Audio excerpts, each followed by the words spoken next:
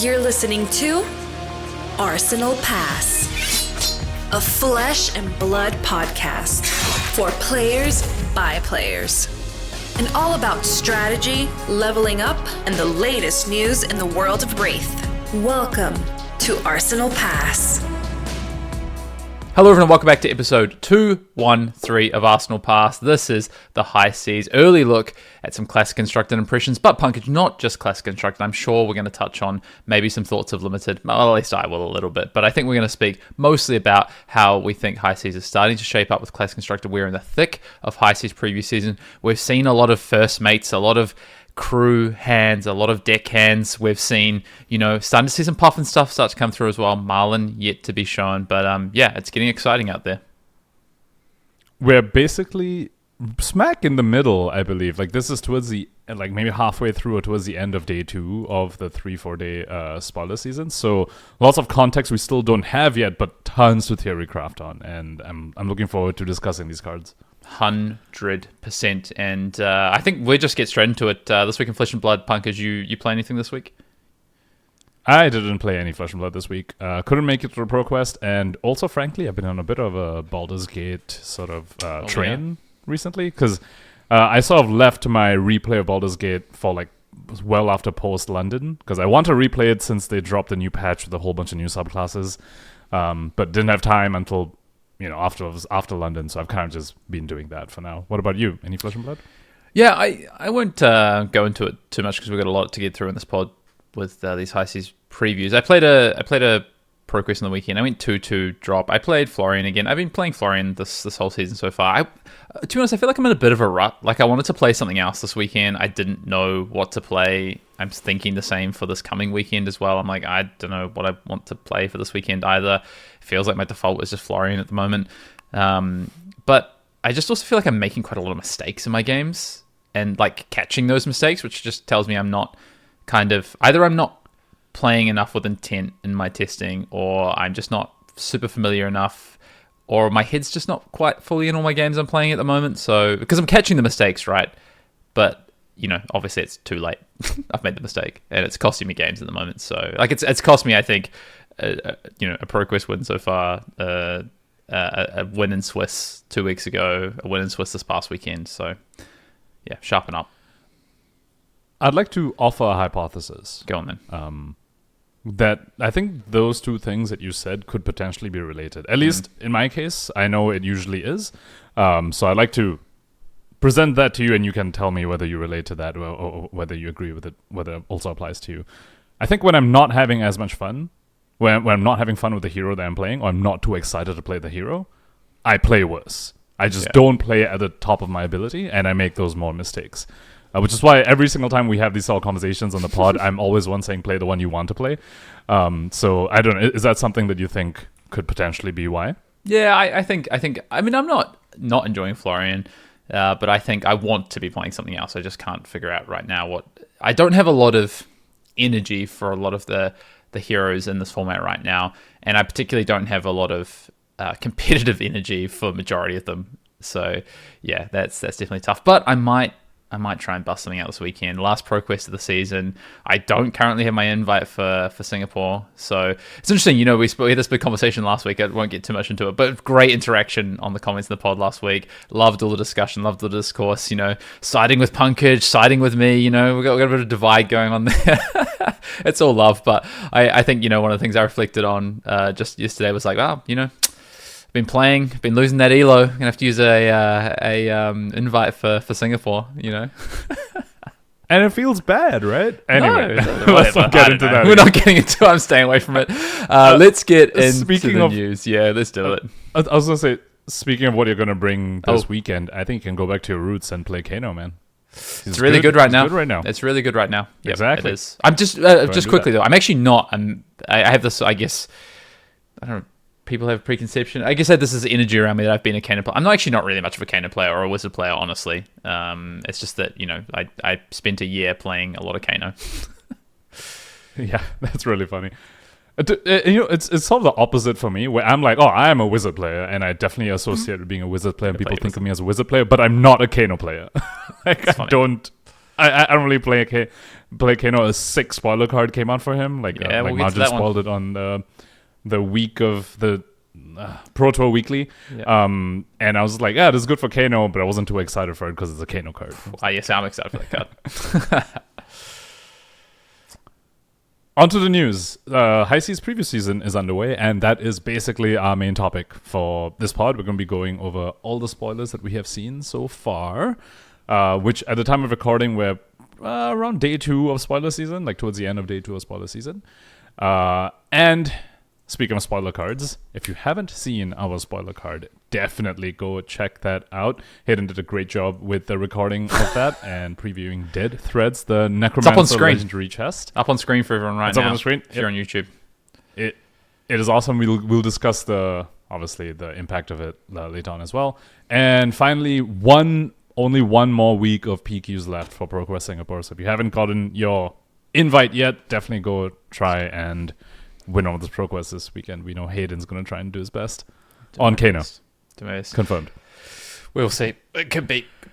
I just want to quickly talk about the ProQuest season because it continues to evolve. I mean, last week, just looking at some of these results from week 4, Florian, no surprise, took the number 1 spot, but didn't necessarily pick up the share like we spoke about from Aurora last week. In fact, didn't pick up really any additional share over the past week. Instead, that went to Azalea and Kano and Prism, I guess.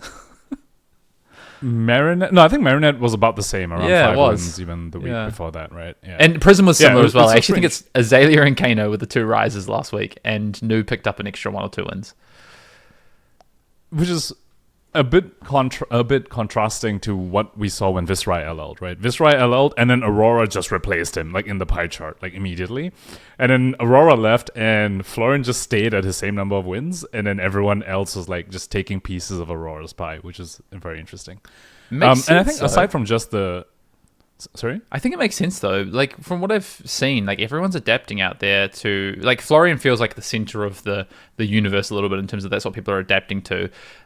So yeah, I mean it makes sense to me. I still think Florian is the best deck right now, the best hero right now. But I think there's so many ways to combat it, and depending on what your meta looks like, it very likely isn't the best option to bring. You might be better off playing a different Earth hero in the form of Verdance. You might be better off playing Nu. You might be better off playing Kano, definitely. I think Prism, is potentially a really good meta choice depending on what your meta looks like. So yeah, it's very dynamic out there right now. Yeah, I think aside from just Azalea and Kano and Nu picked up some more wins with Aurora leaving, I think we're seeing just more heroes on the pie chart overall. Like all these other heroes that randomly got like 1 or 2 more wins or even showing up at all after Aurora left. That's like a lot of heroes are taking pieces of a pie. And I will contest you on your pick for best pick. I actually think Kano's the best pick. I think Kano's like only bad matchup right now is Prism. And like you play against a Nu, you're like fine. Against a Florian, you're definitely fine.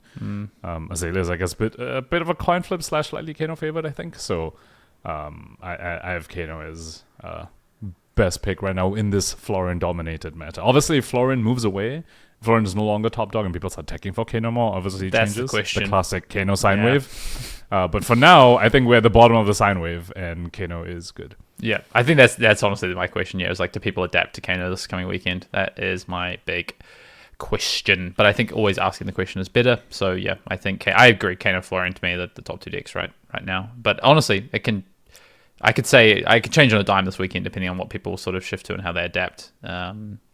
So yeah, it still baffles me that Nu is getting as many wins as she is. I'm just like, yeah, me too. I'm just like, who, like, all right, cool. I mean, if people are going to keep playing Azalea, then I get it. But yeah. Commander Cookout, just quickly, we have a great kind of like shorter question, so I thought it was perfect for this week's pod. This comes all the way from Finland. Greetings. This past weekend, this is actually referring to London, so this past month, I guess, was my first time traveling to an event as large as the Pro Tour, and it was a blast. The best memories from these type of events often come from meeting and chatting with other players and well-known faces. As such, my question for you is as follows. How and when do you prefer to be approached during larger events? Amidst casting, preparing for interviews, having lunch breaks, and just trying to get a minute of respite, it might be difficult for a Finnish fan to come up for a chat, as not to bother and disturb you during a hectic day. Personally, I would have loved to have talked to Pankaj about Icelander. Classic. Since his approach to playing her is perhaps the most tactical and well-rounded, even among the best pros. There you go, Pankaj. Look at that. Nice clap on the back there. But I didn't want to disturb him while he was enjoying his breaks. Thank you for the content and coverage during the weekend. You two are absolutely killing it. Best regards, Jesse. Pankaj, nice words there for you. Yeah, well, thanks for that. I really appreciate that heartwarming sentiment. When to approach? Literally anytime I'm not actively on coverage. I don't like. To me, the coverage day is like, sure, there's like breaks in between, but the breaks are okay. I'm not like on camera or like speaking into the mic, but I usually use those breaks walking around, spectating games and just being still engaged. I'm very like in like very in tune with what's happening anyway. It's a coverage day is like a full day of doing the coverage and being engaged, that you don't even feel like you're disturbing me on a break or something, because I want to be engaging. That's kind of what I'm doing in between when I'm live anyway. And honestly, even afterwards, if I'm like on the way back to the hotel, I'm in the hotel lobby just hanging out. That's also literally anytime. Literally anytime I'm not actively on the mic. That was my answer to this. I think I'm the same. Like, there might be a couple of times where it's like, oh, I have 5 minutes and I'm running. Like, there's a couple of times. Like, we had a judge call in a match, and I was like, this match looks like it's going to be long. I'm going to run to the restroom, right? And it's like, okay, I've got like 5 minutes to do this, so it's going to be hard for me to to stop and have a chat, right? But those would be very few and far between. And if you see me sort of speed walking or something, maybe try and grab me a little bit later. But just shout out, like, yo, Hayden, like, love to have a chat at some point, and like, I will try and find you again at some other point. So, or come back up to me later on. And I'll often say, like, if I am the rare occasion I'm trying to get somewhere, or my round is just paired if I'm playing, or if I have to get back to coverage or whatever it is, like, I'll just shut up. Like, hey, nice to meet you. Like, I would love to catch up. Come and find me next time I'm floating around the hall, sort of thing. So, yeah, always down for a chat. Always. Yeah, sometimes I'm like, oh, I'm about to be live in a bit. I'm going to go use the restroom real quick. And yeah, in those moments, I think you should be able to, you typically can tell if we're like speed walking, as you're saying, or there's a bit more urgency than usual. But yeah, other than that, just if you see me jogging, we like always appreciate it. It's always great, honestly, when people come up and like say hi and stuff. It's 100%. Oh, one of the highlights of these events in general. Oh yeah, like, people make these events like. Flesh and Blood is an amazing game, but it's an amazing game because of the people in the community and the fact you get to play it in the Flesh and Blood, right? These events are so fantastic for that. Great question. Thank you, Jesse, all the way from Finland. Shout out to the Finnish crew. Honestly, between Finland, Iceland, a lot of countries around that area, I've had so much interaction with so many people from that area, and the whole crew are awesome. So shout out to everyone who's traveled to these events. Actually, speaking of that, in that question, I didn't fully understand. I didn't get the connotation for the Finnish fan part of it. Like why is it difficult for a Finnish fan to come up? Like I didn't quite catch. I think understand that reference. So they were just, someone wants to just adding in me. that they're Finnish. Shouting out to the Finns. I think they're more than anything. Oh, got it. Oh, okay, cool. I was like, is this some sort of stereotype I'm just unaware of? No, we love the Finns. Yeah. So, shout out. If you get questions of the Commander Cookout, please do so. You can drop a YouTube comment below if you're watching us on YouTube, or you want to head over there. You can head over to arsenalpassfab@gmail.com. I periodically try and check the Spotify comments as well, although that is not the most reliable way. But if you do, I noticed that someone the other week had put a question on Spotify in the comments on Spotify. So if you do want to do that, I can't guarantee we're going to see that question. But if you are an audio-only listener, go for it. Otherwise, you can give us a note in an event or DM us, whatever you want to do. I did not even know you could leave comments on Spotify. Go. You definitely can. They have threads on Spotify episodes. They have threads now? Well, like like a comment section, like on each episode. So you can, very easily. What are they going to add next? An AI chatbot? They already have that, dude. What are you talking about? I'm kidding. In Spotify? I'm kidding. Okay. All right. Let's get into the main topic of the pod. Again, if you're an audio listener, shout out to you. We love our audio listeners, but we get a lot of listeners on YouTube as well who ask us repeatedly, can you put the card images up, even if it's not a set review pod? And look, we do our best, and this week we have card images. So if you're an audio listener and you want to jump across and see the cards as we talk about them, they are up here live, well, as we talk. you won't be listening live. It's live for us, but back on YouTube. And let's get into it. I want to start, Pankaj, with I got there in the end. With the heroes, just a little bit of a revisit. And I think who better to start with than probably the one we're going to talk about the least, just because we have the less amount of information right now about this hero, and that is Marlynn. So I think I'm just trying to bring the card image up. Do you want to start here? Yeah. Do you want to read us Marlynn? Yes. And conversely, she's the one I'm most excited about. So I'm kind of just like itching for her spoilers. I really want to know what else she does. So Marlynn, treasure hunter, 40 health, pirate ranger hero, 4 intellect. Has the ability action tap, destroy a gold you control, create a goldfin harpoon in your hand, go again, and whenever you draw a card during your action phase, you may put an arrow from your hand face up into your arsenal. Worth remembering that if you didn't catch it, or I know the set is yet to come out, but there's also now you untap at the end of your turn. So when you do everything else, you draw up, you end your action phase, you do all the end of turn procedure, you also untap during that time, just for reference when we talk about these things. I'm also going to bring up the Goldfin token very quickly. I was just about to read that out. Yeah, go for it. I'll bring it up while you read it out. So Goldfin Harpoon is a 0-cost 2-attack pirate ranger action arrow attack that does not block, is yellow, but has the text, this card is yellow but cannot be pitched. If this would be put into a graveyard, instead remove it from the game. So very similar to the ephemeral keyword that you see on like Crouching Tigers and like Fang Strikes and stuff. The only difference that I could tell between ephemeral and this is that this one doesn't classify that you cannot start with it in your deck. Ephemeral says you cannot start with it in a deck. You can't start your game with Crouching Tigers in a deck. This card doesn't have that text. So I'm honestly not sure why that is being omitted of here. Maybe in limited, you might want these instead of cracked baubles or something. I was going to say. I'm not entirely sure. And then the yellow but can't be pitched, I think that might be confusing as to like why that's the case then. I think it's because a lot of cards care about whether you've discarded a yellow. Like a lot of pirate cards, they'd be like, oh, discard a card, draw a card, and if you discard a yellow, then you make a gold. So you can go ahead and discard this to convert it into gold. Given that you destroy a gold to make in your hand in the first place, I'm not entirely sure what that would be used for, but I mean, there is a use case for it being yellow but cannot be pitched. Just want to clarify that. What do you think of Marlynn so far? I know we're both very excited about Marlynn when we were at London with what we saw so far. We haven't really seen too many cards just yet, but we've seen some of the weapons.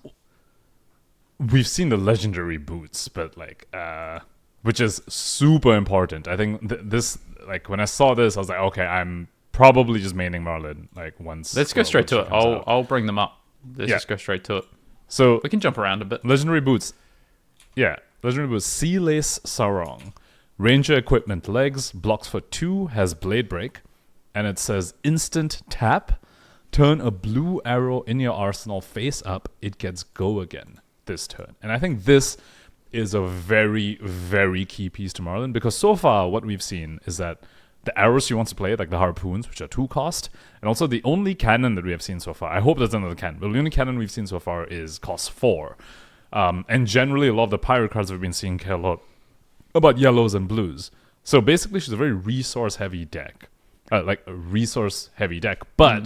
if you're going to put those in your deck, you need a way to convert them on offense too, because that's going to happen sometimes. So these boots, I think, tie that part of her deck building restriction together, because she gets to actually play her blue arrows without feeling like she's playing a blue arrow, right? You can put a blue arrow in Arsenal because you have all these excess blue cards, and you can actually go again and still continue your turn. I think that's very, very important. Also, I will point out, the moment I read this, I posted in the Discord chats that I'm in, I'm like, guys, this is Icelander's hero ability, but they put it on a ranger, so I'm all for it, and I'm maining Marlynn.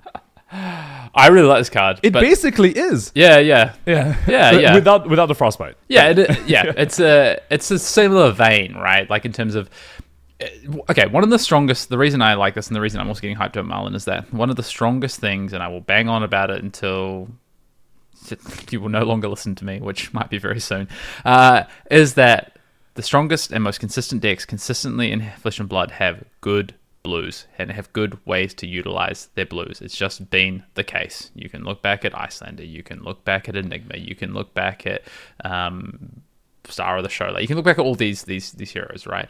And putting on a starts and play, stays and play effect on this to turn your blues into even more powerful pieces of leverage, so to give that consistency to what your blues can do on offense, as well as being blue 3-block arrows, etc., unclunk hands, now they have go again, can fix some of your consistency issues that rangers can sometimes face, is just so strong. But Pankaj, you're forgetting the most important thing about this card, is that this is not a pair of boots. I think LSS are getting a little bit on the side of being a little bit close to the line here, because this is a sarong, which does cover the legs, but technically sits around the waist. So, I'm... Yeah, belt slot when, LSS. Give us a belt slot. I think this also has... It's interesting because it has some... synergy with some ranger pieces, but not exactly synergy with Marlynn's ability, because Marlynn's ability puts the arrow face up, so you can't turn it face up to this to give that arrow that you put face up with Marlynn go again. But New Horizons, Reload, which is a ranger, New Horizon, so Marlynn's ability combos well with New Horizon because you put it face up, you get an extra arsenal zone. Seele Sarong does not combo well with Marlynn's ability because the arrow goes face up from Marlynn's ability, but Reload puts cards face down. So it combos well with Reload, which is like a different ranger mechanic. So I think that part is interesting, and I think there's going to be maybe some cool and interesting play patterns you can do between reloading to get your go again from Seele Sarong versus not being able to get a go again when you flip out on Marlynn. So for example, like Bolt and Shot, right? You can Bolt and Shot, and you give it plus, like say Bolt and Shot's already in Arsenal, you send a non-blue one, you give it a plus attack, gets an on hit, you read a blue arrow, now you get to flip it, gets go again.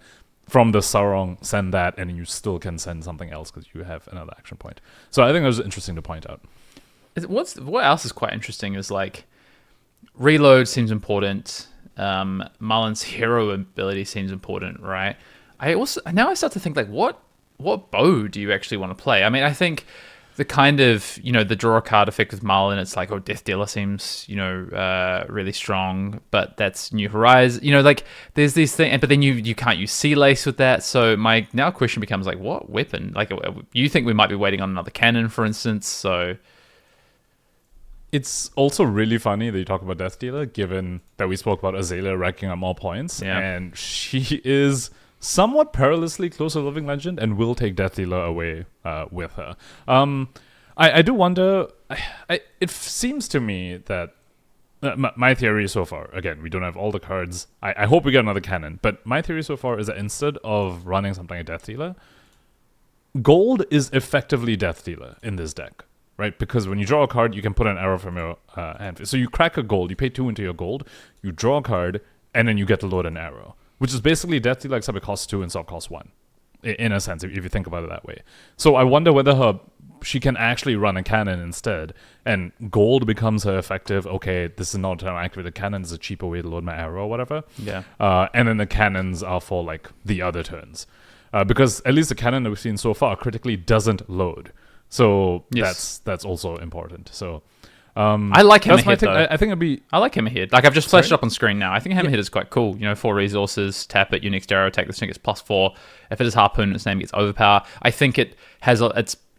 The text I read is limited focused, but I see a world where this could work and constructed. And what I'm interested to see is, are our rangers going to equip different bows to different... are we finally getting to a point where we're actually going to see some other heroes than maybe 1 or 2 heroes actually utilize different weapons in sideboards? I think that'll be really cool. I think so far Rangers have a little bit of that with Quivers. Well, I think they had a little bit of that with Quivers. And Dreadball. There was... Yeah, I suppose Dreadball. Hopefully we get it in the Harpoon cannon. The main problem with this one is that you need the Harpoon already face down in your arsenal. Oh, actually it doesn't need to be face down. It just needs to be already in your arsenal because it doesn't load.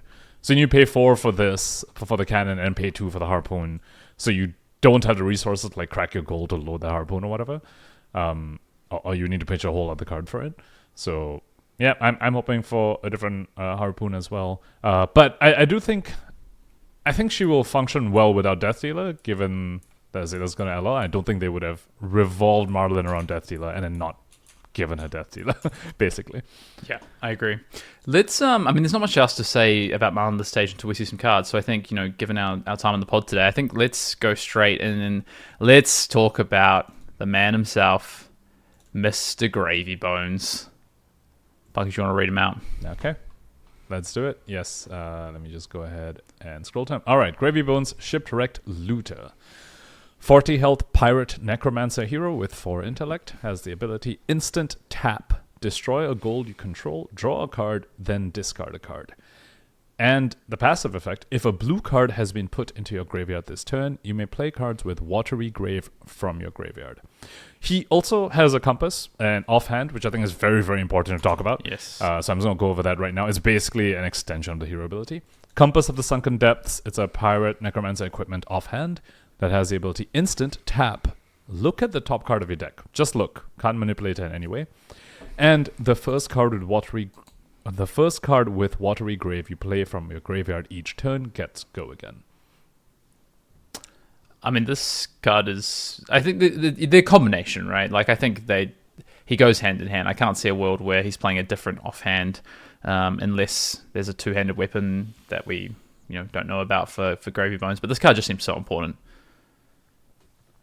Yeah, and we are missing the weapon so far, so that'll also sort of affect how much we can evaluate these cards. But I think quite a bit of the engine is starting to materialize already. And I do like... I really like the compass, actually. Even though it's just the look at the top card, because of the number of cards in his deck that like discard and draw. And even his ability, right? You know what you're going to draw, and you can discard.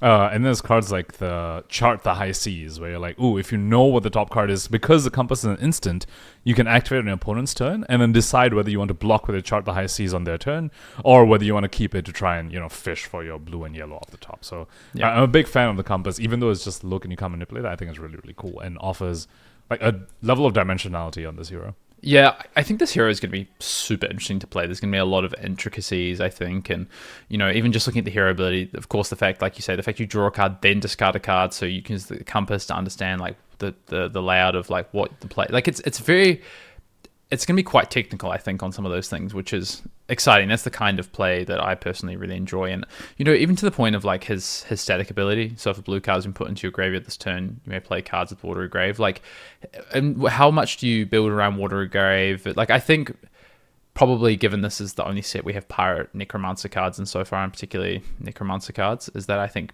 reasonably heavily you're going to have to rely on Watery Grave. But there's still a few question marks I have about what are some of the support cards around that you are going to potentially want. But there's a lot of strong blues at generic in the game already. And there's also the Armory deck, right? That's, I think, also going to offer probably some more glue pieces. And I think with the strong blues, there are some very strong pirate blues already that have been shown. And obviously there's a Pirate Necromancer blue as well. Should we go on and talk about that one? Yeah, let's get into some of the pirate cards and that, and then maybe we can do the allies last, because that gives context about the allies are the payoffs, right? So let's maybe talk about some more of the engine stuff for Gravy Bones, some of the things that are catching our eye, and then we can get into that. So where do you want to start? You want to start with I think maybe the generic pirate cards, actually. Oh, okay. I've got Give No Quarter up. So should we start there? Okay, let's do Give No Quarter. I'll read this one. So it's a Pirate Necromancer action at Majestic. It is blue, defense for 3, cost 0, and says the next 2 ally cards with Watery Grave you play this turn cost 3 less to play, go again. So this is an enabler in terms of, the next 2 ally cards with Watery Grave you play this turn cost 3, but it's also one of the cards, so it's multi-enabler. It's enabler in terms of playing this card and getting the cost reduction effect and sending out allies, but it's also a blue that blocks 3 that's going to help you enact your static ability on Gravy Bones as well. So this card just seems like the poster, like the signpost card for Gravy Bones, I think, in this format. This was one of those cards where when I first read it, I was like, oh, this guy's pushed. They're pushing Necromancer. And then I thought about it like a lot more and I let it sink in a little bit. And now I'm just like, this is a strong card. It's going to be a power turn, but it's not it's not as busted as it reads, I think. Because it reads like, oh, this pitches for 6, which is insane. But not exactly, because... So, the next 2 ally cards, which means you're sort of forced... Like, you aren't doing any offense on this turn. Unless you have another way to get go again. Like, maybe the rum or something, you summon one ally first. That gets go again from your compass. You pop your rum, you can attack with that ally. And then... And that ally gets go again from the rum, and then you summon your other ally, would cost 3 less. But all by itself, with no other setup, you're not actually putting any offense. You're playing 2 allies. Because the first ally gets go again from the compass, second one doesn't have go again, your turn ends. The other thing is that there aren't a lot of allies that cost 3 or more. Yeah, correct. I think so far we've seen the cook, Chowder, Hearty Cook, and then we've seen the 6-cost ally, which I think is a sideboard card, so it's going to come in all the time. And then the other allies are like cost 1. Or 0. Yeah, so getting the full value out of it. And then also, don't forget, you have to have one of those ones that you're going to get the cost reduction and want to use it for already in your graveyard for the first one to get the compass ability, as opposed to having played it from hand or something. So, yeah, there's a lot of... This card, yeah, I agree. On the face, I'm like, wow, this card. And I'm like, actually, no, this card is just... It's just an important card. Like, it's blue. It does all the things you need it to. And... At times you're going to play this and do some sort of setup with it, but it's not just like, oh, every time I draw this, I slam this and I like having a crazy value turn. That's not the case. Yeah, don't get us wrong. This is you're putting 3 of this in your deck, but I think I actually really like the design of this card because it requires quite a bit of setup to actually get the full value from it and to actually do something powerful on the turn, which is perfect for a blue block 3, right? Where it's a playable blue block 3, but because it's a blue block 3, when you draw it before you've done your setup, you're like, you know what, this is like, you don't feel bad for putting this in your deck. So I'm a big fan of that. I just realized before going into his cards, we should actually talk about the legendary chess piece. Because it does tie quite a bit of the stuff together. Yes, so you mean our preview card, Pankaj? Yes, our preview card. Would you like to go over Dead Threads? Yeah, let me bring that up. The one last thing I want to say, though, just while I'm bringing that up, is just, like, honestly, like, how insanely beautiful is this set? Like, the art is just next level, I think. It looks so it is very cool. I know a lot of people are just... Like, if you're into the full, like, pirate theme stuff, I guess even those who aren't, but yeah, I do. The Necromancer pirate cards in particular definitely give very Pirates of the Caribbean vibes, and I'm a fan. Go, take it away. All right, Dead Threads. Necromancer equipment chest with 1 block, and it has Blade Break. It says instant tap, gain 1 resource. Activate this only if an ally has been put into your graveyard this turn. So basically, Gravy Bones' version of Tunic, I would say. I think he plays this every time over Tunic. And important to note, it's an instant tap, so you can actually gain the resource on your opponent's turn if, say, they kill an ally. I believe it should work with Watery Grave, even though the ally gets put face down in the graveyard. Mm-hmm. I think you can still activate this, I'm pretty sure. But you won't be able to activate it on your turn if you activate an opponent's turn because it is tap. It's not once per turn. So this is interesting to know that you can get the resource on your opponent's turn if they kill an ally and you really want to. Or you can discard to Gravies, right? Because Gravies is an instant as well. You discard an ally. On the opponent's turn, you can gain a resource in their turn. I don't know, stop a stray rune chant or something. I don't know. We'll have to see whether he gets like instant payoffs, but I think this card just seems to be just a staple chess piece for Gravy. Yeah, I mean, I think it is too. I had a thought of like, if you're actually not going down this heavy ally route, do you play Tunic instead, or maybe, a different chess piece, probably Tunic. But actually, I think what LSS are doing more and more of is leaning into the identity of the heroes. And I think if you're not playing in a way that fits into these, like, I think there's different archetypes, right? There'll be different sort of like subtleties and archetypes. And I think allies is some of your, like, how you choose your crew is like very different, I think, game to game, like you said. But I think what they're doing a good job of is saying like, no, these are the things that you lean into about the hero. These are the things like that help you enable what you're doing with the hero. And so for that reason, I think either you play Dead Threads, you play in a certain sort of general way and then choose your archetype within, or you don't play Gravy Bones. I think like it's just, it won't be good enough, right? Like, so I think it's a question becomes of like, how strong is Gravy Bones going to be out the gate? I struggle to see deck build of Gravy Bones that doesn't lean fairly decently into Watery Grave, because his ability is just null otherwise, right? Like, it actually just does nothing. So Textless Hero, like, and then once you start leaning to that into that side of it, I do think Dead Threads just becomes... Yeah, it's not like he's leaning to just pirate or something, right? It's not like he's pirate necromancer, but he's leaning into just pirate. Like, there's not the card pull for that. The one question I have about all these heroes, but particularly I think for Gravy Bones, because of what to me it looks like the play pattern's going to be, is to enable like having more allies. So allies are a cost. They don't block, right? You want to be discarding them to Gravy Bones' ability and then water graving them, etc. But gold generation, that's the real big question for all these heroes. But I think Gravy Bones feels it the most because he just doesn't have the supportive cards around him like maybe a ranger does or a mech does to lean into some slightly different archetypes. Yeah, so it's gold generation or other ways to discard, right? And I think that's where maybe we want to start. We'll go into some of the generic pirate actions. So I think I want to start with Portside Exchange, actually. I think that's one that seems to be quite a bit of glue piece for, honestly, all three of the pirates. But to your point about Gravy really wanting to discard the allies instead of playing them from hand, which is just so bad when you have to play them from hand. I think we should start this. So Portside Exchange. 0 cost pirate action with 3 block and is blue. It's blue pitch. Says discard a card, then draw a card. If a yellow card is discarded this way, create a gold token. Go again. So this sort of hits on both axes, right? What we were talking about for Gravy Bones. You want to discard the allies, and this creates a gold because all the allies are yellow. So you discard the ally, boom, you got Watery Grave in there, and then you create a gold. And also... and you draw a card too, so you replace the ally that you discarded. You create a gold, and this is a blue that goes to your graveyard. So your Gravy Bones is turned on, and you can summon back the ally you just put in there, even if it costs 1, because you have Dead Threads to go ahead and pay 1 for that ally, or the ally costs 0 but costs 1 to attack. You can just use that 1 resource to attack with it. So Portside Exchange, I think, is just another solid 3 off in Gravy Bones, and this is going to be a massive glue piece for the hero. What rarity is this card? I don't know. So I guess this one we've seen is like a extended art, like it's legendary by the looks of it, but it's like that's the sport. I assume it's going to be rare, maybe. I struggle to see this in other colors, so definitely probably not common. Although I guess I think they have, They have done that before, but I think this card's too powerful to be mystic common. or like draconic. I think it's too powerful to be common. Yeah, I mean, I could see it being majestic, even, to be honest. Like, this could be one of the... Like, I could see this being like the Levels of Enlightenment version for like pirates.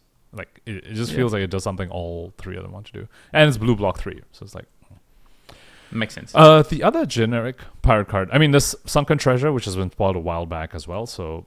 but the other one I want to talk about is Loan Shark, which is 0 cost pirate action aura, blocks 3, is yellow, and has go again. It's an aura go again. And it says, when this enters the arena, create 2 gold tokens. Just straight up, just creates 2 gold tokens. At the beginning of your end phase, if you haven't created or stolen a gold this turn, destroy this, then lose 2 life unless you discard a card. This card just seems nuts. You just create 2 gold for the cost of 2 life, or you could discard a card. And if you're discarding something like a Watery Grave card or Sea Legs, oh my god, there's a lot of hooks going on in between here. So I'm bringing up cards that we haven't spoken about yet. But Sea Legs is the other pirate card that was spoiled. A generic card. Sorry, not pirate. Yep, generic. Which wants to be discarded to stuff. So you might have ways to actually mitigate the downside of Loan Shark by discarding something that benefits you by discarding it, like Watery Grave or Sea Legs. Or you just pay the 2 life, and I feel like I'm happy to pay 2 life to get 2 gold in basically all these heroes. So that's the other piece for like gold generation, as you were talking about. This card feels like something out of Crash Bandicoot. I love this card. Yeah, I agree. I think this is the thing, is like all the pirate cards that we've seen, and you know, this is obviously intentional. They want to start to signpost and show you what this hero is going to be all about, but they look like they're going to have significant impact, right? Like they're there for a purpose. They do something to push along in unique ways, right? Like each of the different heroes, which I really like, right? So, you know, if we're talking about Gravy Bones right now, it's like, okay, it helps you create gold to use, potentially lose 2 life unless you just cut a card. It's an aura, right? So there's a cost to playing this card, right? Like when do you play this card? How do you play it? But in certain matchups, you might be like, well, I still play this card because the 3-block yellow that I can discard to trigger yellow ability. Like, it just these cards are so modal, which makes a lot of sense because this is the first time we're seeing Pirate. And I think one of the, not the criticisms, but I guess one of the shortfalls in some of the design previously for Flesh and Blood when they bring out, so let's say, take the first time we saw Assassin, for instance, right? It was like, the cards weren't very modal. They were very specific. And this time around, it's like, okay, for Pirate here, you see that these cards are a lot more modal, which is great. Yeah, and I extend that maybe a little bit to the Earth Heroes in Rosetta as well, where it does feel like, at least on the deck building side, it just felt very constrained, where like, yep, here you go, here's like 40 of these cards that you have to put the decomposed cards in, like the Mystic Decomposes. Having M's that are like staples is fine, but you also need to put like 30 other Earth cards in just to be able to meet that requirement, and it ends up, and there aren't that many good Earth cards, so it's like everyone's slamming easily, like the 3 Autumn's Touches, and then the whatever else, and it felt a little bit like, you don't have too many cards to play around with. And to your point as well, when you're playing it, I'm like, yep, my Blue Autumn's Touch, that's a blue block 3. It's not like super model, where some of these cards do feel like you can play them when the conditions are right, or you can do other things with them as well. I will just quickly go over Sea Legs, since I did bring it up. I just want to have a quick question about Loan Shark, though. Yeah. So, end of your turn. So, if you discard a blue, let's say at the end of your turn, because you don't have priority, you can't play cards of the Watery Grave from your graveyard with Gravy Bones. So yeah, it's just worth noting on that like that downside of discarding a card or losing 2 life, like fairly much is like one of the questions I think is going to be, can you get rid of Loan Shark? Like, can you get the Loan Shark off your back, or is he always hanging around looking for his interest, flavor wise? Can you Deadwood Dirge it? But I do feel like there's some cards where you're like, oh, you know what, I actually do want to discard this, so maybe you're happy just paying that cost for the Loan Shark. So Sea Legs is one of those cards. It's a generic action attack, which attacks for 6 and blocks for 3. It's yellow and it costs 3. And it says, when this is discarded, create a Gold Kiss Rum token. A Gold Kiss Rum is the one that functionally gives you go again on an action. You do need to tap your hero for it, and if your hero's not a pirate, you only untap like 2 turns later instead of 1 turn later. But yeah, Sea Legs, it's brute support, so I was about to say that.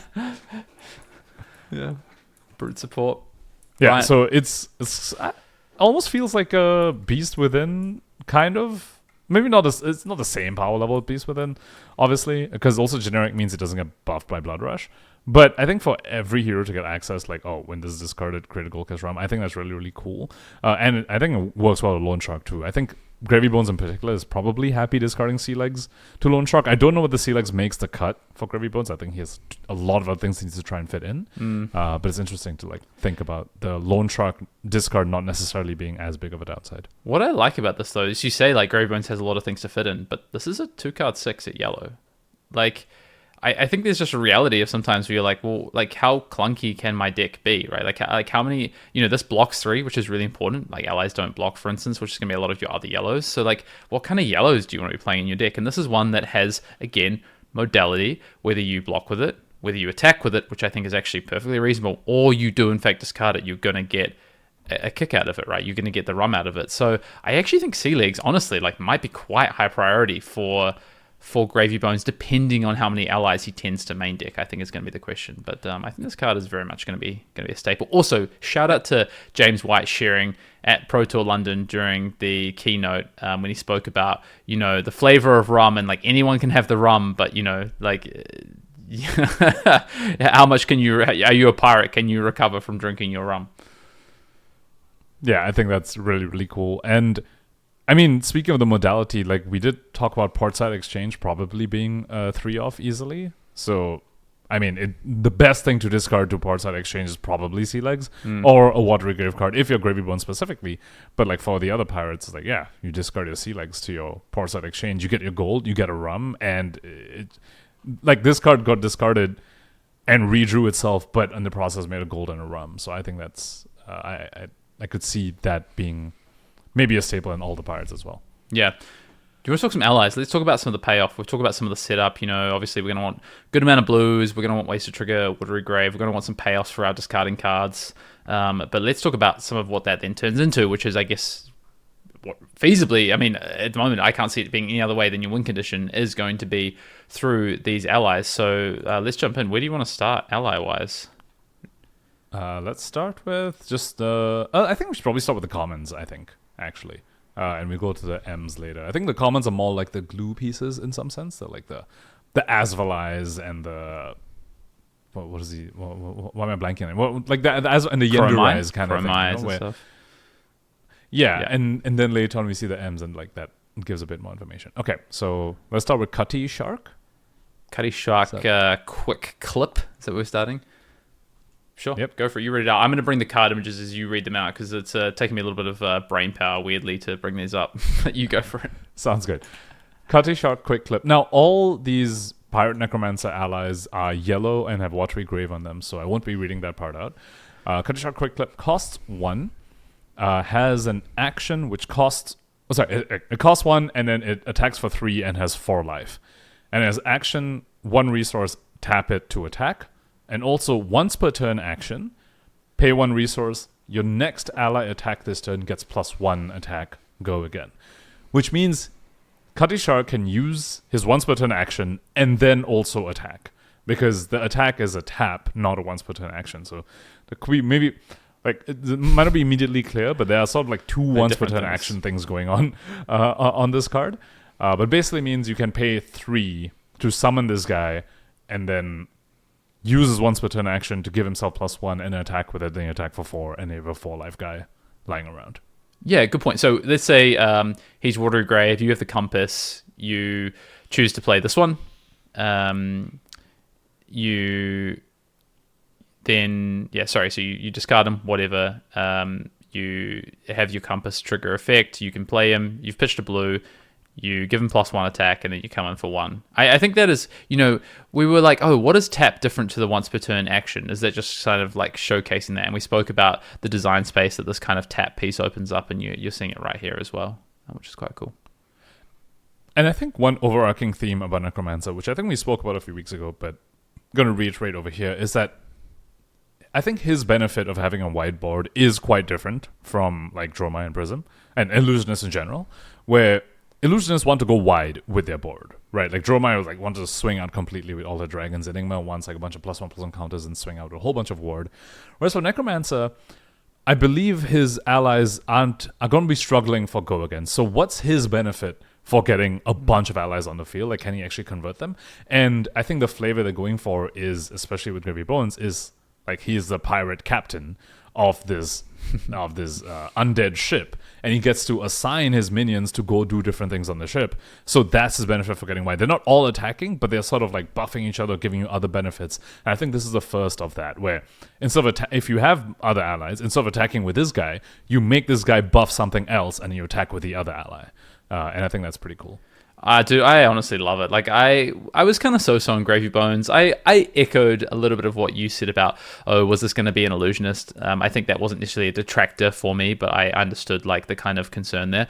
I think what we're clearly seeing is that this has a very different identity. It feels like modal is something that I've used that word multiple times, and I love the interesting decisions that you're going to get to make as Gravy Bones, as the captain of your ship, deciding, okay, how do I set these up? What does Cutty Shark do for me in this instance? What is, we're going to talk about some others next, like Shelly, maybe, for instance, or Shouder. We can talk about those, but they have 2 different, tap 2 effects. And it's like, wow, like I get to make some real decisions. I get to also then think about, okay, I have this 4 life one versus a 3 health one. How my opponent play into that? Which one can they clear more easily? What does my turn after that potentially look like with what I have on the board? So I just love that it's not this like, oh, spam things and manage resources to go wide or whatever, like we've seen with other, like for instance with Illusionists. In this, it's like, no, very specifically crafting my crew, how they come onto the board, what they do, how I utilize them, what they look like, how my turn structures might be different. And I love what I've seen in Marlynn so far,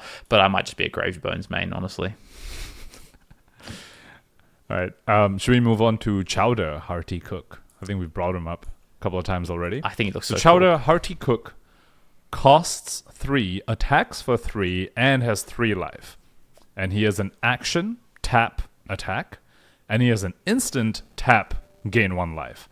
So again, this is just in that same theme of, okay, I have a bunch of allies. I can't attack with all of them because I don't have enough go again. Okay, Chowder, make us some food, give us 1 life. Okay, Cutty Shark, give the other guy +1, and then you attack with like your biggest guy or something. So you're still getting value from your other minions on the other crew without actually attacking with them. I think it's pretty cool. Also, this is one of the 2 allies that we have seen so far that can actually get full value from take no quarter, give no quarter, because he actually costs 3.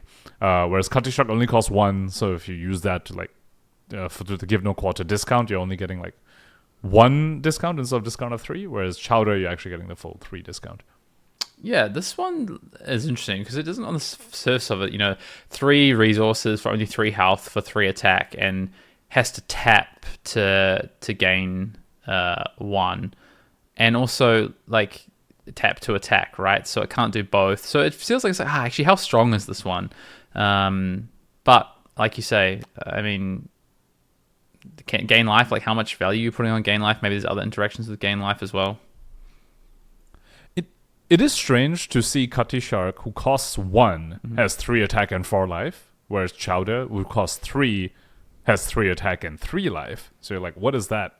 I think the difference actually comes from cost to attack. Chowder's attack being free. Yeah. Right? I mean, if you leave Cutty Shark on the field, if I think something happened a lot when you played against Dromai, right? I think there were sometimes, rarely, but sometimes they're like, you know what? If you send enough damage to Dromai's face, they don't get to keep a red or something, and then they don't get to swing out with the whole board. So you can leave the board aside for a little bit, but they can still just freely attack with one of the dragons. So it was a big cost to like not clear the board against Dromai. Whereas against Gravy, if all he has is like Cutty Shark or some other allies that actually cost resources to attack, then you can actually leave the board alone and go attack his face. But Chowder is one way you're like, no, you probably can't leave this guy alone because Gravy can just block out the rest of his hand and then attack 3 with Chowder for free. And I think maybe that's where the difference in value comes out, where he costs 2 more than Cutty Shark, has 1 less life, but attacks for free. Yeah, I'm going to bring up Barnacle, though. I'm not sure if I know it's not on our run sheet, but because Barnacle might sort of say something a little bit different about the value there, though. Because Barnacle is... Oh, if I can try and bring it up. Barnacle is a Pirate Necromancer action ally, of course, like you said. Costs 2, though. Taps to attack and has 4 attack and 3 life. So it has 1 more than Chowder. Doesn't have the tap to gain a life element, but costs 1 less and attacks 1 more. Yeah. So I mean, obviously, maybe there's also a bit of a limited consideration here, where it's like one of these is meant to be more of a limited thing. But I think Barnacle, like we spoke about how there needs to be some payoff for having a whiteboard. Otherwise, like, why wouldn't your opponent just let you summon your allies if you can only do one thing well? And if you have a bunch of Barnacles on the field, there's actually no added value. Whereas when you have like a bunch of Chowders on the field, true, you actually do get a value. And I wonder whether that could be the difference. Yep. I think we're getting down the design rabbit hole, but yeah, I think it's quite interesting, honestly. Like just what these, how you, again, these don't block, right? So you have to decide how many of these you play, how you play them. You're probably going to play different amounts in different matchups depending on the pressure that your opponent is able to put on you, depending on what your setups look like that you're trying to craft in the game, which I think is where Gravy Bones is really gonna shine. Where do you want to go to next? Should we get into some of these more powerful, maybe? Also, just quickly, this stick is going to be friggin' expensive to full rarity, to max rarity. This thing, Prism all over again. But yeah, do you want to get into maybe some of the upper rarities of these allies? I just want to bring one last thing about life gain in Gravy Bones. I think something we saw with Dromai and Illusionists in general is that when they gain life, when their ally base deck gains life, that's actually a lot of value because generally when these decks get to extend the game a little bit longer, they come out ahead because they extract so much value from their board state. We don't know if it's going to be the same for Gravy, but I think that's important to bring out as well. I think life gain can be a little bit sneaky. Like every time Dromai played Sigil of Solace, I was so pissed off. I was like oh, this is ridiculous. So yeah, actually, do want to talk about Limpet? I think Limpet's actually very, very interesting. It is one of the common allies, I believe.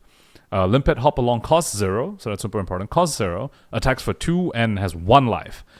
And has action, pay 1, attack with Go Again. So this is the only ally we've seen so far that attacks with Go Again. And it costs 1, so naturally plays very well into a resource curve, where you can play your blue, which goes to a graveyard. If you get an ally in your graveyard, your Death Threads is active, then you can summon Limpet for free because it costs 0, and then you use a Death Thread resource to attack for 2 with Go Again. Also, Limpet is the one that's difficult to clear for some decks. And I think this goes back to the identity for Necro being like you choose your crew before you go into a battle. Because obviously against a ninja, you don't want the 1 life thing. But against a guardian, you bring this 1 life thing that attacks, that has 2 Go Again when you pay 1 resource into it. It's going to be very, very strong. So I think, and again, there's also one of those pieces where you have a whiteboard, you can get value from it because this one has Go Again. So it's a very necessary piece, but I could see it being a sideboard piece. Dude, I love it. I love this like whole decision thing. And like you say, it's like, yeah, shit against a Kadachi, but against an Anathos, like, are you going to send your Anathos at my 1 health little hop along? I just love it. I mean, this art is crazy as well, man. But yeah, I like the differentiation we're seeing in some of these allies. It's fantastic. All right, let's go into the higher rarity ones. Yeah, where do you want to go? You tell me. Let's start with Kelpie. Kelpie Tangled Mess. Kelpie Tangled Mess is a rare one. So far, the ones we've covered, I believe, are all commons. Kelpie Tangled Mess costs 0, attacks for 1, and has 3 life. It has action, tap, attack, so another free attack.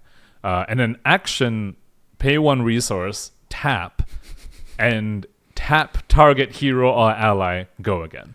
So again, it seems obviously I think a sideboard piece against like the pre high seas heroes. This does nothing because none of them care about tapping, unless I guess I don't know if they go rum somehow or something. Maybe they want to play around rum. But I think there's like a sideboard piece for like the mirror or for the other pirates, right? Yeah, I agree. Yeah, and I think this is a limited like staple is what I see Kelpie as, because having come from playing Magic back in the day, like tappers were always so powerful in Magic, as you call them, like heroes or creatures that would tap other creatures. This is what ally that taps other allies or heroes. I think Kelpie is going to be a very strong sort of like early pick in limited because it costs 0, it can attack for free, but it can also use just 1 resource and itself to tap out something like a big threat on the other side, or to stop your opponent executing on using their hero for a particular play on the following turn. I think Kelpie is going to be limited all-star and see fringe playability more so in constructed probably. Also, the attack for free. I don't the attack for free on like Chowder and Kelpie. Just they kind of like alarm bells ringing a little bit for me. And, no go again though. Pankaj, no go again. It's all right. It's still so strong to be where you can rip the opponent's entire hand and they still get to send damage at you. I think that was one of those that was a very strong thing that Dromai did as well, and that's the part I'm like, ooh, okay. I think that's what makes these allies in particular like higher priority kill targets, like potentially. We'll obviously have to see how it plays out. But like compared to like the ones that actually cost, I actually think your threat assessment changes based on whether it attacks for free or not. It's really going to come down to this gold creation and the watery grave aspect, right? Like that's really what it's going to come on down to with cards like this, because playing this and using your action point out of hand, very underwhelming. Being able to activate this from your hero ability as a watery grave ally out of the graveyard and still be able to attack with it, or use your floating resource and limited to tap down something afterwards, very powerful. And also, to your point before about weapons and how you line up against an opponent, yes, a 1 damage free attack against some heroes, maybe not that exciting, but 3 health, not that easy to kill as well. Has some interesting play as well. Like if your opponent's weapon is for 1 or 2, they can't just swing a weapon at it and kill it. So, that's actually a fantastic point as well. I think we've been we spoke about how like, Gravy has all these allies that don't block, and that's a big cost. But if Kelpie is like one of those allies, it doesn't matter that she doesn't block, because you can just go to your turn and she's the only card remaining and you just play it out. Yeah. Right, it doesn't get to go again. You don't get to attack with it immediately, but your opponent still probably has to kill it. Yeah. So it is effectively like you blocked with it in that you gain 3 life, and the Kelpie goes away. So I actually think that's another underrated part about the 0-cost allies, like Limpet as well, right? Like not into Ninja, but like if you're against like many other decks and you're like, this is my no block in hand, whatever, I'll just play it. It's a 1 health thing, and they kind of need to invest something into getting rid of it. So that would be very, very strong as well. Yeah, should we go to... So, like, as in, I think... Yeah, you go on. I was just going to say, these are the ones you're probably happy to play out of hand. No, okay, not happy, maybe not. You're okay playing out of hand. They're just less of a cost. Despite them not going to go again. Chum, who we saw very early on. I'm not going to bring up the card of Chum, but Chum is a 4-cost ally. Yes, it has 6 health and it has 4 attack, and it taps to attack as well, so it's a free attack. Very powerful. But that costs you 3 cards, right, out of hand, or 3 plus your dead threads, potentially. So two 2 plus dead threads. Wait. 3 with dead threads, yes, because you need something to discard. You need to put an ally in your yard somehow this turn. Yeah. So 3, yes. So I think, these, like you say, so it's like, I can't block with this card. That's going to feel awkward. Can I pitch it or discard it somehow? If not, that card's a real cost to me. Whereas, the 0 cost, you're like, well, yeah, damn, I can't block with it. I don't have a good way to use it for value this turn. But I'll tell you what, I'll just play it, and it has 3 life attached to the back end of it. Which, speaking of, I thought we could talk about Moray Le Fay, potentially, which I think is quite powerful. So, Moray Le Fay is a 0-cost majestic ally. It attacks for 0 and has 3 life. It has action, tap, attack, and then instant, pay 1 resource and tap, put a +1 counter on target ally. So, lots of hooks in this card. Important to note, unlike the other one, the shark, she can't buff herself an attack on the same turn, because they're both tap. The attack is a tap, and this instant double +1 counter is also a tap. But, of course, it's a counter, so it kind of stays forever. It's unlike the other one, which is just the next one gets +1. But also has a free attack. So, lots of interesting hooks on this. And then, in the end, 0 cost, 3 health. I think you're happy to play this from hand as well. Yeah, like on the surface of it, it's like, okay, you play Moray Le Fay, whatever, it doesn't pose me any immediate threat. But if the opponent doesn't clear it, and then you get another, maybe you play a Chum, and your opponent's like, well, I have to clear that Chum. Okay, while you're dealing with my Chum, my Moray Le Fay is just creeping up, just gathering value of putting counters on other allies or on itself or whatever. Like, I think this card's very powerful. Do you remember when Dromai first came out and everyone had to learn threat assessment? Like, sort of like, and honestly, all the illusions did this, right? When, like, people didn't know how to play against Prism, they're like, I'll leave the Genesis on the board, how bad could it be? And then they lose because of it. When Dromai came out, there was so much. I saw this so many times. Guardian players would be like, the Dromai's at like 6 life. I'm just going to send this at them instead of clearing their Chromai. And then 5 turns later, they lose, and like, I don't know how I lost. I was so far ahead. It's because you didn't clear the Chromai that turn. I'm seeing the same thing. I think the same thing's going to happen with these Necromancer allies. Like, Moray Le Fay, you're like, what if the opponent doesn't clear it? You get to do this. And people will just need to learn threat assessment for Gravy Bones. And that's just going to take a while. And Moray Le Fay definitely fits the bill for potentially a kill on sight, like Chromai was. Yep. Let's move through. We need to get through some of these. Let's get to the big man himself. Let's get to the Humperdinck. Let's do it. Come on, surely.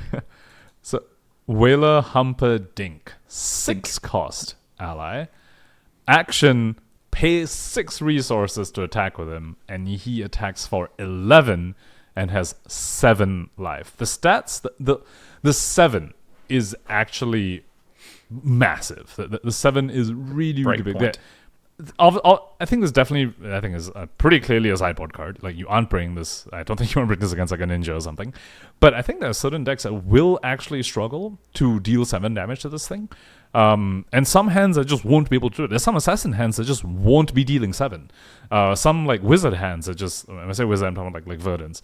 And like Kano, right? Like, there's not going to be able to deal 7 on some of those hands. So I could see this being sort of Miragai level into those sort of decks. But again, it just comes back to only against some decks. It's a very, do you need this guy in your crew against who? Is this a more balanced Manifestations of Miragai, do you reckon? Much more balanced? I mean, yes. That's the comparison, right? Like, yes, for sure. Yeah. I find this card interesting. I think this card is powerful, but yeah, like it's just such a big investment cost, right? Like, effectively, if you look at face value of the card, you're like, okay, it's 4 cards plus this to attack for 11, right? Obviously, once you get a second shout out of it, obviously very Miragai-esque in that standpoint, you start to get your value back. I think I have a question for you. Because last week on the pod, we spoke about, or maybe it was the week before, we spoke about where heroes can't interact with other heroes, and and we've spoken about this with Illusion before. That can be a bit of a feel bad. What about the view that like a card like this you just can't play into, for instance, a deck that can run Mask of Momentum, for instance? Like, do you think that's like much of a consideration, or it's like actually you have so many other allies that you can play against Ninja that you just default to those allies, and to your point, like this Humperdinck is just a pure sideboard card for specific matchups. Yeah, I think it's a sideboard card, but to the point about the feels bad of not being able to interact. I think the agency is all on the class with the allies, right? Like Dromai also sided in and out certain allies, or like the priority of certain allies changed depending on matchup. So the agency is all on that side. So I think the feels bad remains because the other side sometimes just doesn't get to interact. I think the feels bad comes out when it feels like only one side gets to experience the flavor of the hero, and it's coming at the expense of the other side of the table. Because when I think about like Riptide into allies, for example, I'm just like, oh yeah, you're having all your fun getting the flavor of a hero, playing your allies and summoning your crew and everything. Meanwhile, my hero ability is literally blank because my traps aren't triggering, even though your allies have Go Again or whatever, or they have Puffed Attack. But my traps aren't triggering, they aren't dealing damage. I'm not getting my Trapper Ranger feel, which is why I'm playing this hero. But you are getting yours. And I think that's where the feel bad comes in. Gotcha. Which is why when we spoke about allies a few weeks ago, that's the part I was hesitant about. That's the part which gives me a bit of pause. While I'm like, oh, Necromancer, I'm super hype. I think it does come sometimes at the expense of the other side of the table getting to execute their power fantasy. Right. Whereas it is not the case for like many other classes, right? When you play like Runeblade into like a Guardian, both of you get to feel like the class you're playing. Yeah. And the hero you're playing. Whereas you play this into like a Victor or something, and it's like, oh, my Clash doesn't work because you're attacking my allies. It's like, anyway. Right. No. I get it because I think as well. Like, obviously, Riptide against Wizard. Or Wizard against Victor. Oh wait, that also has the same problem. Just balancing out your Illusionist hate with the Wizard piece there as well. I do agree. I mean, that makes that is completely fair. But coming back to Whaler Humperdinck, though, yes. I think this is the sort of card where you maybe have one off in your deck, and then you Call to the Grave it ASAP. Like Call to the Grave, I think, is a card we haven't really spoken about a lot because it's not in the spoiler season, it's not in high seas, but I think it's again another just easy 3-off in Gravy Bones. Right? It's a blue. It puts an ally in your yard, so your Dead Threads is turned on as well, and then your Gravy Bones is turned on as well. And if you have cards like Whaler Humperdinck in your deck, you can get these out before you draw them, because drawing this card sounds like the worst thing ever. So, yes, agree. Do you think you get what? Because Do you think they reprint Call to the Grave in the Gravy Bones deck? Oh, in the Armory deck? Yeah. I would love for them to, to because that card has spiked. I think that card is so expensive right now. I think they have to. Honestly. I hope so. Sorry to derail. Have you seen the price on the card? It's like it's like $50 right now. Yeah, that's what I'm saying. I think they actually have to reprint it because I think that card is just so important to the hero. Yeah, but they would have made a decision a long time ago, so it's like the price right now wouldn't have affected that. So. No. Sorry, I think it's so important to the hero. I think, like, regardless of the price, I think they have to reprint it in the armor. I just think it's so important. Yeah.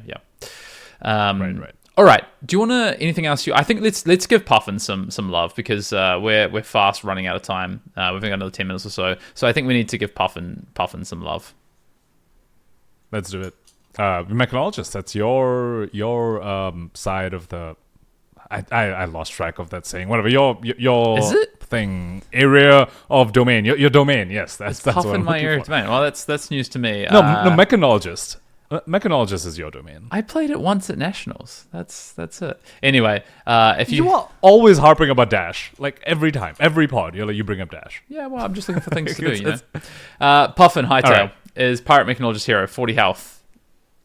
4 intellect, of course. Action, tap, destroy a gold you control, create a golden cog token. The second time you crank each turn, draw a card, and golden cog tokens are Mechanologist token cog items that have crank on them naturally, and says this enters the arena with a steam counter. At the start of your turn, destroy this unless you remove a steam counter from it. So the golden cogs are effectively, a way to, we'll talk about some of the things they can do because there is some interaction with cogs that we've already started to see, but they also help you create that piece of crank to crank a second time in a turn. Easily trade a golden for a second crank item. the flavor of golden cogs is just oozing with flavor because it's literally just a tool. Like it does nothing on its own, but it supports your other things, which is so mechanologist-esque that I'm not big. I'm not like huge into like the mechanologist like identity typically, but that flavor is really, really cool. And I think we have to talk about Polycranker. Yep. Which is the Puffin companion offhand ally. It has 1 health, and it has a new keyword called Perched, where it can be equipped in addition to a 2-handed weapon, but it cannot be attacked while it is equipped. And then it has this action, tap, banish this, return it to the arena under its owner's control, unequipped, tapped, and with a steam counter, and then it has crank. So sort of, Poly just stays around until you want to activate it, but probably for your second crank, and then it just draws you a card. But also, now that's a 1 health thing your opponent has to deal with. And I think a lot of people are like theorizing about Puffin and theory crafting stuff, but I think the value of Polycranker in certain matchups especially seems so incredibly high. Yes, I agree. Yeah, just worth pointing out that wizards can smite Polycranker from the sky. You can just point straight arcane damage it. That's the one way to get around that. But yeah, I massively agree. I think how you use Poly in certain matchups, the way that you create this dichotomy of, okay, I've now cashed in my view, to use Poly, but actually if you kill Poly, which you may well need to do, I'm going to do something else. Like I'm using it as a kind of a shield is so cool. You have to kill it, right? Because the value is huge. Like if you don't kill it, yeah, because that's like the second crank. That's like half a card draw every turn that Poly stays in the field. So I feel like you kind of have to kill it, and I think that's like important when we start evaluating like Puffin cards. That the Poly cranker just stays there is a very big power boost. So basically, you could see it as into aggro. The first time you create a golden cog, you just draw a card because Poly cranker is on the field. Mm-hmm. Right? That's just going to happen. And then into like non-aggro, they kind of just spend a whole turn clearing a 1 health bird. Yeah. Because otherwise you'll just keep drawing cards and outvaluing them. Yeah, it just depends definitely when you want to use it. I want to talk about the weapons. I want to talk about Cogwork Blunderbuss, which is Mechanologist weapon, gun, 2-handed. I love me some 2-handed guns, especially long-barreled guns in this game. Attacks for 2. It's action, 2 resources, tap to attack. Note that does not say once per turn. 2 resources, tap to attack. Instant.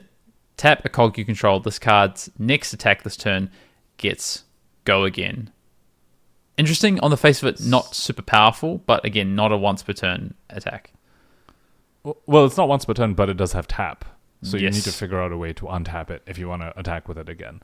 So you give it go again and untap it to attack with it again. This would be a card where I look at it, I'm like, oh, this is a limited card. Except that the other gun is the same rarity, so I'm kind of just like, maybe it's like a different archetype sort of thing. So let's read the other gun as well, just Spitfire. This attacks for 2 and has action tap this and a cog you control, attack.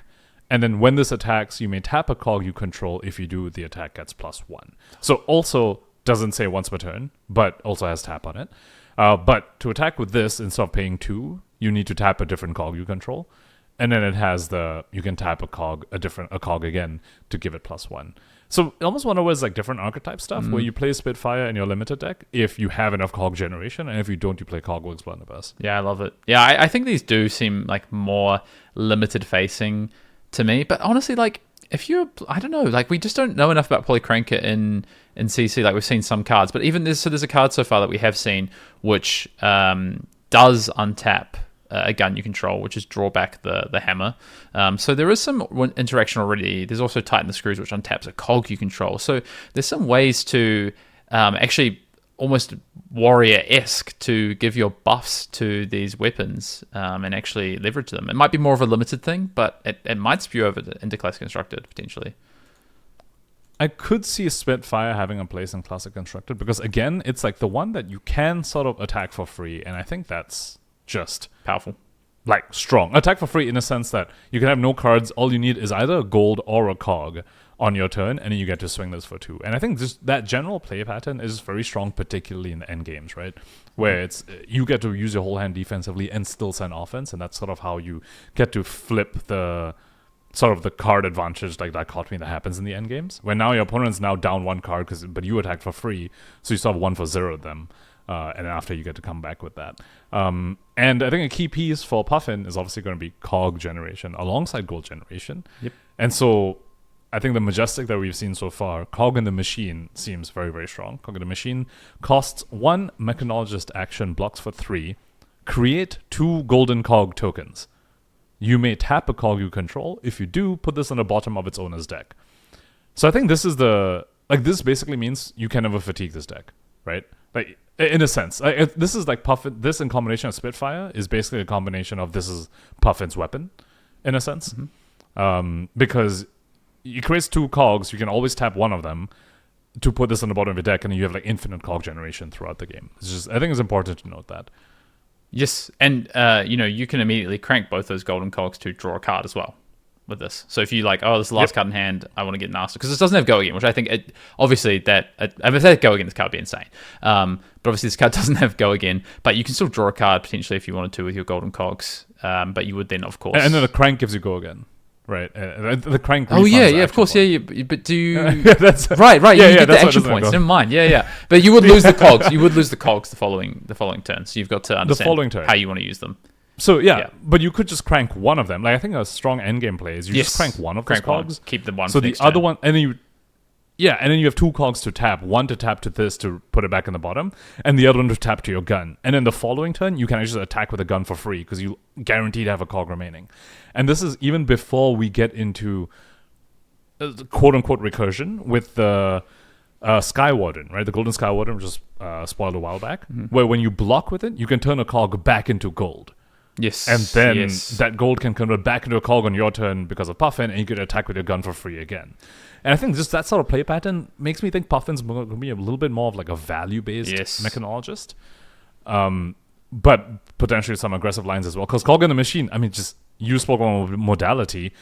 You could crank both of them, get 2 action points, and then do something insane with both your cogs, right? You could like forego the tap on the cog in the machine, and then you have 2 cogs to tap for your other cards. Some of which are very strong. We can tap like 3 cogs for it or something. Yeah. I mean, we talked about cog work blunderbuss before. Like you have drawback the hammer, which is it's a 1 for 4 pump effectively on next mechanologist attack, and it untaps a gun you control. Like in limited, like I mean, cog in the machine's majestic, but even in constructed, like maybe there's something you want to do with a play around with cog works and things like that. I think probably not. More likely it's what you're saying of like then you just play out some cards. I love that this mechanologist has such a different feel already to other mechanologists. It feels like we've been caught in this mechanologist not having this great unique identity. A lot of them have felt very same or whatever. This feels very, very unique. I think we've got time for one more card. So I would love to talk about as a card that we've just seen recently, which is Jolly Bludger. If you want to talk about this card. Okay. Jolly Bludger is a 2-cost Pirate Mechanologist action attack. Attacks for 5 and blocks for 3, and it's yellow. When this attacks, you may tap a cog you control. If you do, this gets overpower. When this deals damage to a hero, steal that many items they control. And it has thrice per turn instant. Tap a cog you control, this gets +1.